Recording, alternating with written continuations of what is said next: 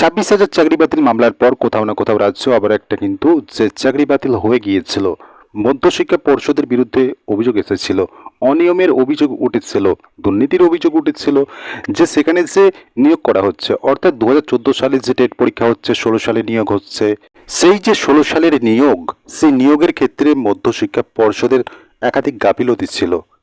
Aptitude test নেওয়া হচ্ছে না, প্রশিক্ষণ ছাড়াই শিক্ষক নিয়োগ করা হচ্ছে, কোনো রকম সংরক্ষণের নিয়ম মানা হচ্ছে না, এবং পরবর্তীতে কিন্তু এই বিষয়টা নিয়ে মোট 140 জন মামলা করেছিলেন যে এই 2016 সালের নিয়োগের ক্ষেত্রে 2014 টেটে পাস যে পরবর্তীতে নিয়োগ হচ্ছে 2016 সালে, সেক্ষেত্রে নিয়োগের ক্ষেত্রে একাধিক অনিয়ম রয়েছে।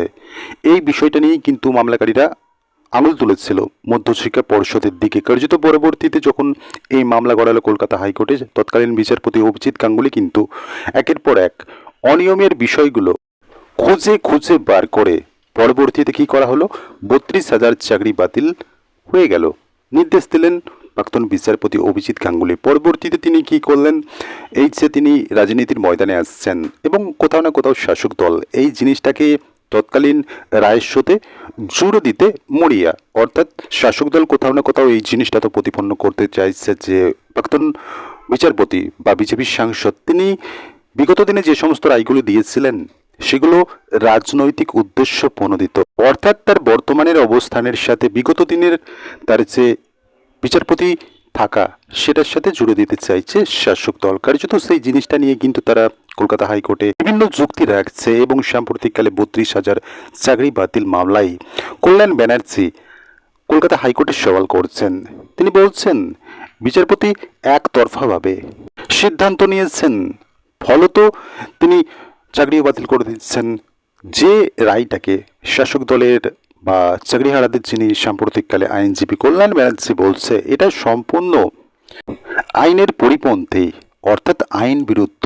এই যে রায়, কোথাও না কোথাও তারা তো এরকম একটা জিনিস প্রতিপন্ন করতে চাইছে যে এই যে রায় সেটা সঠিক পন্থা মেনে বিচারপতি অভিজিৎ গাঙ্গুলি রায় দেননি। এবং সব থেকে বড় কথা হলো, এই সাম্প্রতিককালের শুনানিতে কল্যাণ ব্যানার্জি যখন সওয়াল করছেন, তার সওয়াল করার মাঝেই কিন্তু তিনি একটা কথা বলছেন, যে কথাটা শোনার পর বিচারপতি বলছেন রাজনৈতিক মন্তব্য থেকে বিরত থাকুন। তো স্বাভাবিকভাবেই এক্ষেত্রে কল্যাণ ব্যানার্জি আমরা জানি শাসক দলের একজন সাংসদ, অপরদিকে প্রাক্তন বিচারপতি তিনি এখন বিজেপির সাংসদ। স্বাভাবিকভাবেই সেক্ষেত্রে প্রতিদ্বন্দ্বিত সাম্প্রতিককালে রয়েছে। বিগত দিনে যে রায়গুলো অভিজিৎ গাঙ্গুলি দিয়েছিলেন শাসক দলের ক্ষেত্রে, সেগুলো যে বড় ধাক্কা ছিল সেটা তো বলার অপেক্ষা রাখে না, এবং যখন তিনি রাজনীতির ময়দানে নামছেন সেক্ষেত্রে একটা প্রতিদ্বন্দ্বিতা চলেই আছে। শাসক দলের বিগত দিনের ক্ষোভ তো তারা তোলার চেষ্টা করবেন। সেক্ষেত্রে এই যে সাম্প্রতিককালের 32,000 চাকরি বাতিল মামলা, সেক্ষেত্রে চাকরিহারাদের হয়ে কল্যাণ ব্যানার্জি বলছেন যে বিচারপতি, তৎকালীন বিচারপতি অভিজিৎ গাঙ্গুলি যে নীতি অবলম্বন করেছে সেটা সম্পূর্ণ অজানা, অর্থাৎ আইনের বাইরে গিয়ে এই যে কথাটা তিনি বলছেন, কার্যত এক্ষেত্রে একটা রাজনৈতিক যোগসূত্র বিচারপতি খুঁজে পান। তারপরেই বলা হয় কল্যাণ ব্যানার্জিকে যে রাজনৈতিক মন্তব্য থেকে দূরে থাকুন। তো স্বাভাবিকভাবে এই জিনিসটা তো স্পষ্টত বলা যেতেই পারে যে কোর্ট সম্পূর্ণ আইনি দিকটাই ফোকাস করছে বা রাজ্যকে সুযোগ দিচ্ছে যে তারা কি বলতে চাই। 32,000 চাকরি বাতিল মামলায় রাজ্য কিন্তু মরিয়া, যেন তেন প্রকারেণ তারা বিভিন্ন যুক্তি খাড়া করছে যে সমস্ত কিছুই করা হয়েছিল, অর্থাৎ যে যে অভিযোগের ভিত্তিতে এই 32,000 চাকরি বাতিল হয়েছিল সেই সমস্ত দাবিগুলোকে কিন্তু এখন তারা অস্বীকার করছে, কোথাও না কোথাও ভিন্ন যুক্তি খাড়া করার চেষ্টা করছে।